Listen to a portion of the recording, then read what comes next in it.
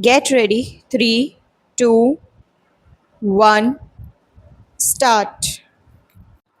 The chief executive officer of Express Newspapers gave the entire background in his affidavit by way of evidence and exhibited various documents. 1. He identified the signatures of Mr. Ramnath Goenka on various letters. The entire case of Express Newspapers, as per the plaint, has been reiterated by this witness. According to him, subletting took place on 1st February 1960, but the supplemental lease deed was only executed on 17th November 1964 for the purposes of collecting premium and not for the purpose of granting any permission. As per him, a supplemental agreement is not a condition precedent or an event anterior to the actual letting out, since the only reason was that the area west of the sewer line could not be constructed upon after the deviations of the said line construction was not prohibited. Express newspapers could not be blamed. Permission for changing the use of the area was sought for. Express newspapers had agreed to reimburse the cost of the reconstruction of the new drainage outside its plot. In fact, pursuant to a letter where permission was sought for building five-story building, the Ministry of Works and Housing inspected the premises. This letter, written by the Deputy Secretary, was conveyed to the LNDO. All requisite approvals were obtained. It was the DDA which sanctioned the FAR of 360 on 4th November 1978 para.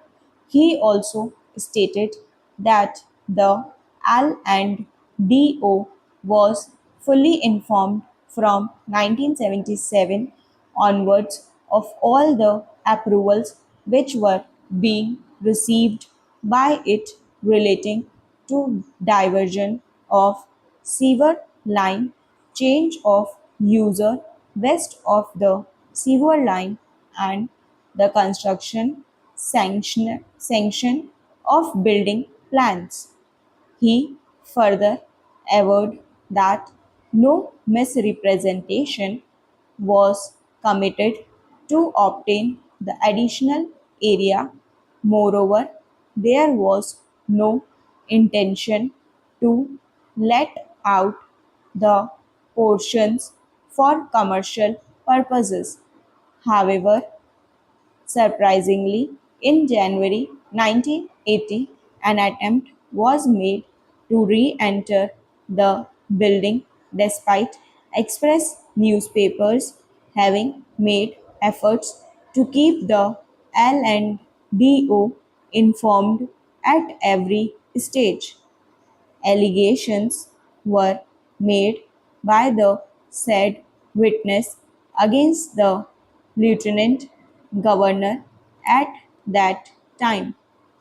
Allegation was that a demand of rupees 35 lakhs for converting into a commercial building was also raised on the basis of the report of a three-member committee, in this case para.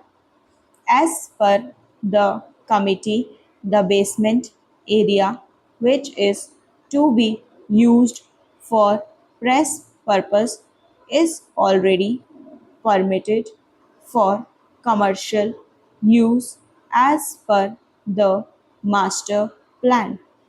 The committee report further noted that there is unauthorized construction to the extent of 18,000 square feet in the basement area. Therefore, the unauthorized construction for a space of 70,000 square feet leads to annual rental income of more than rupees 60 lakhs here. Express newspapers then filed a writ petition under Article 32 of the Constitution of India on 1st April 1980, and on 7th April 1980 a stay was granted, which was confirmed on 9th May 1980. Various issues were raised before the Supreme Court, which led to the quashing of the show cause notice here. Thereafter, the notice dated 1st August 1986 was received, raising various contentions on behalf of the L&DO here. A show cause notice was issued on 1st August 1986, wherein it was threatened that proceedings for re-entry would be taken. All the correspondence thereafter is also summarized by the witness. Finally, the witness exhibited the news report in the TOI re-entry notice and the recovery notice para. According to the witness, the impugned notices were misconceived as there was no misuse and permission was granted for additional construction. Subletting was not prohibited, and commercial use was also not prohibited. The use of the basement for newspaper purposes were also permitted there. Reliance is placed upon the decision of the Supreme Court and various other grounds on which the notices for re-entry are challenged. The witness deposed that the said notices are void and are unenforceable now, that the letters of the government giving permission for additional construction were on record. Union of India was stopped from going back on the said permissions. Even in the letter dated 1st August 1986, the Union of India stated that it would institute proceedings to enforce the terms of the lease, including the right of re entry, but wide notice it has exercised the right of re entry without recourse to any civil proceedings. This was contrary to the representations made by the L&DO in its own letters.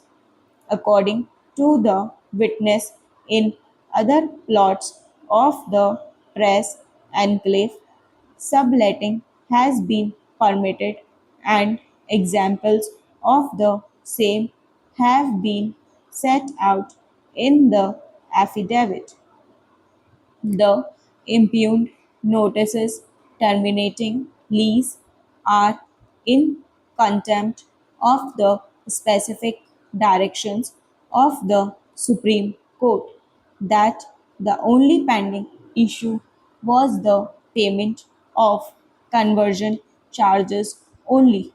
Even in the past, subletting has taken place prior to the execution of the supplemental lease deed stock.